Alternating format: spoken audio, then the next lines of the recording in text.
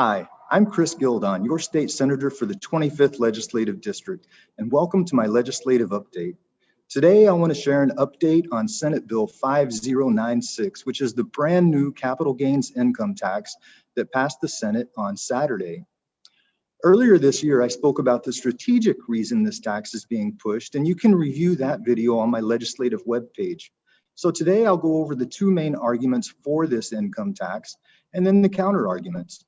First, let me be clear on what this is. This is a 7% tax on income received from the sale or transfer of capital asset of $250,000 or more. There are some exemptions for certain assets such as retirement investments and your primary residence. The first reason given for this tax is to make our tax system less regressive, to ease the tax burden on people at the lower and middle end of the economic spectrum, while ensuring that the rich pay a fair share. They claim that we have one of the most regressive tax systems in the nation. The second argument, they say, is that this income tax is necessary to fund certain programs, such as childcare, because our economy has just been hit so hard by the COVID shutdowns. The counter argument says this income tax will absolutely not make our system less regressive. This income tax is absolutely not about fair taxes, it's about more taxes. It will not reduce the tax burden of middle and low income Washingtonians a single penny. As a matter of fact, the bill doesn't even mention the topic of tax reductions. I certainly wish we could have a serious conversation about regressive taxes because we do have some of the highest taxes in the nation. And here's a little sampling of some of the taxes that are typically labeled as regressive and how we rank amongst the other states. Washington State has the #1 highest tax on liquor at $33.22 per gallon. That's 50% higher than the next state. We have the #3 tax on cell phones at 19.83%. We have the #4 tax on gas at 49.4 cents per gallon, and that will likely go up after this session. We have the 10th highest tax on cigarettes at $3.03 per pack. These are some of the taxes that are normally labeled as regressive, and overall, we have the 6th highest excise tax rate in the nation.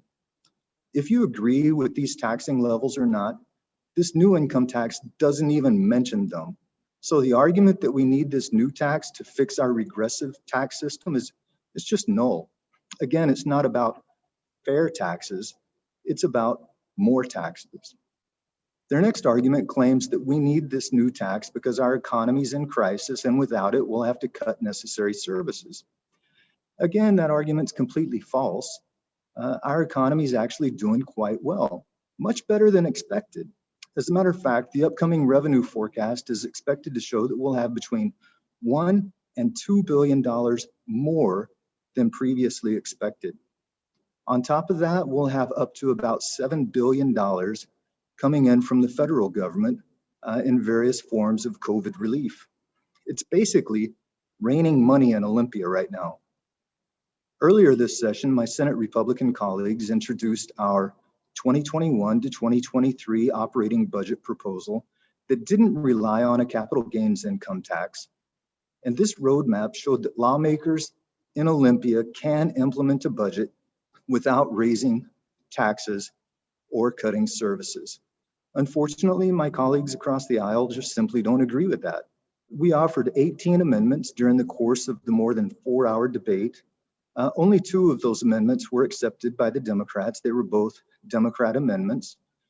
Some of the ones that were not adopted include exempting all real estate from this income tax, providing a deduction against the income tax for contributions to a nonprofit organization, including those who provide services to individuals with disabilities.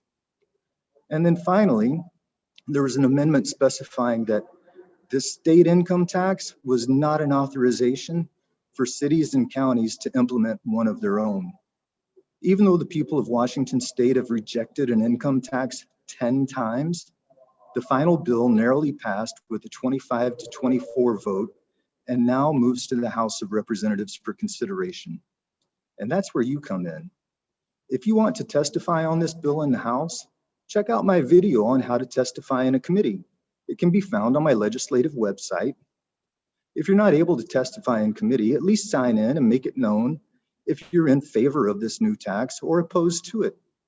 I encourage you to let your voice be heard on this and other bills moving throughout the legislature this session. Your voice matters.